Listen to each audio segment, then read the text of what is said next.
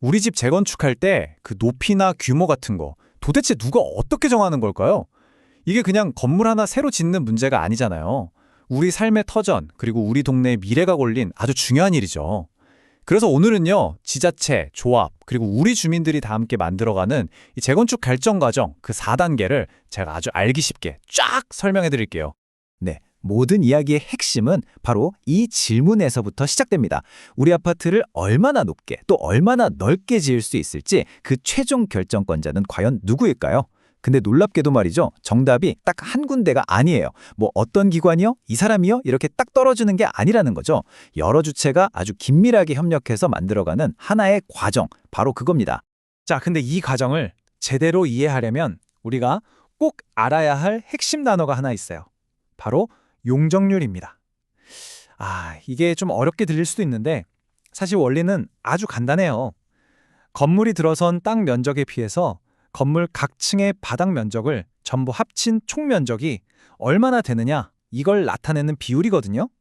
그러니까 쉽게 말해서 이 용적률 숫자가 클수록 같은 땅에 건물을 더 빽빽하게, 그러니까 더 높게, 더 넓게 지을 수 있다. 바로 이 뜻입니다.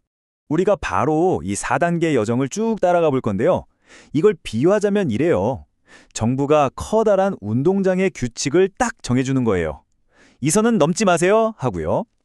그럼 조합은 그 안에서 어떻게 경기를 할지 막 전략을 짜는 거죠.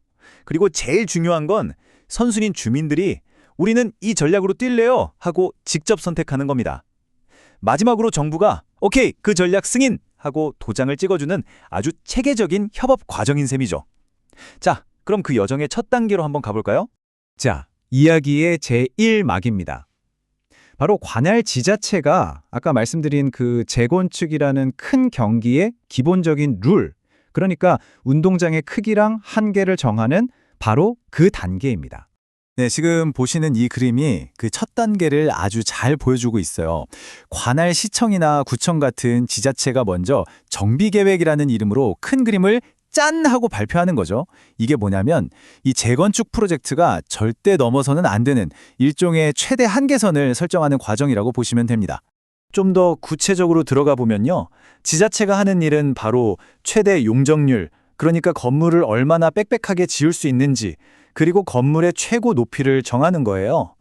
다시 말해서 자, 이 구역에서는 이 이상으로 지으면 절대 안 됩니다 하고 누구도 어길 수 없는 아주 큰 가이드라인을 제시하는 거죠. 지금 보시는 이 자료에서는 그 상한 용적률의 예시로 340%라는 숫자가 나와 있죠. 바로 이 숫자가요, 앞으로 진행될 모든 설계와 논의의 기준이 되는 아주 구체적이고 강력한 기준선이 되는 겁니다. 정말 중요한 숫자죠. 자, 이제 이야기의 제2막으로 넘어가 보겠습니다. 정부가 이렇게 규칙을 정해줬잖아요. 그럼 이제 그 안에서 재건축 조합이 현실적인 선택지들을 만들어내는 단계입니다. 네, 이제 재건축 조합이 나설 차례죠. 조합은 정부가 정해준 그 가이드라인, 예를 들면 아까 봤던 용적률 340% 같은 경계를 절대 넘지 않는 선에서 우리 아파트에 가장 잘 맞는 최적의 설계안들을 구체적으로 그리기 시작합니다. 그러니까 조합의 가장 중요한 역할은 그냥 숫자로만 있던 그 추상적인 가이드라인을 우리 주민들이 직접 눈으로 보고 이게 좋겠다, 저게 좋겠다 비교하고 선택할 수 있는 그런 현실적인 설계안들로 바꾸는 거예요. 이 과정에서 여러 디자인도 검토하고 구조도 따져보면서 다양한 대안들이 탄생하는 거죠. 자, 드디어 이야기의 하이라이트, 클라이맥스입니다. 이제 규칙도 정해졌고 선택지도 만들어졌잖아요. 그럼 이제 가장 중요한 결정권이 누구에게 가느냐? 바로 집주인인 우리 주민들에게 직접 넘어가는 순간입니다. 자, 그럼 여기서 가장 중요한 질문. 이 모든 과정에서 우리 아파트의 최종 모습을 결정하는 사람, 그 결정권자는 과연 누구일까요? 네, 정답은 바로 주민입니다. 이 모든 과정의 민주적인 핵심, 바로 주민들의 직접적인 선택권에 있는 거죠. 지금 보시는 것처럼 주민총회가 열립니다. 그리고 조합원이 바로 주민들이잖아요. 이 주민들이 직접 투표를 해서 여러 설계안 중에 딱 하나, 최종안을 선택하게 되는 겁니다. 말 그대로 우리 집의 미래를 우리 손으로 결정하는 정말 가장 중요한 순간이라고 할 수 있죠. 그리고 이 총회에서 어떤 안이 최종안으로 딱 결정되려면요, 반드시 조합원 과반수의 동의를 얻어야 해요. 이게 바로 민주적인 절차를 통해서 모든 구성원의 뜻을 하나로 모으는 아주 의미 있는 과정인 셈입니다.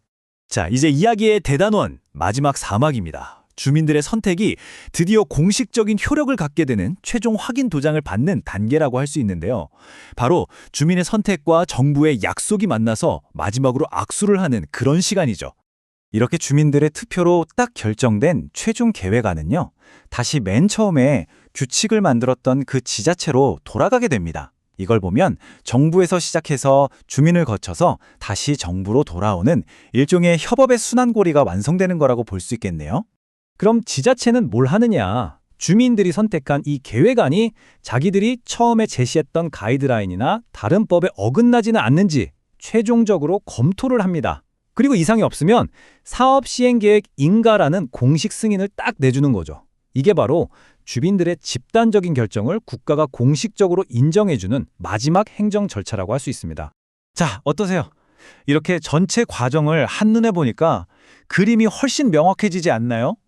지자체가 큰 틀을 제시하고 조합이 구체적인 안을 만들고 주민들이 민주적으로 선택하고 마지막으로 지자체가 최종 인간을 내주는 이 과정, 각 단계가 정말 긴밀하게 연결되어 있죠? 이렇게 투명하고 합리적인 과정을 통해서 우리 집의 미래가 결정되는 겁니다. 이렇게 정부, 그리고 전문가 집단인 조합, 또 주인공인 주민이 각자의 역할을 존중하면서 함께 미래를 만들어가는 모델. 어쩌면 이런 방식이야말로 단순히 아파트 하나를 재건축하는 절차를 넘어서 앞으로 우리 도시가 어떻게 발전해야 하는지에 대한 하나의 방향을 보여주는 건 아닐까요? 우리 모두가 한 번쯤 깊게 생각해 볼 만한 질문인 것 같습니다.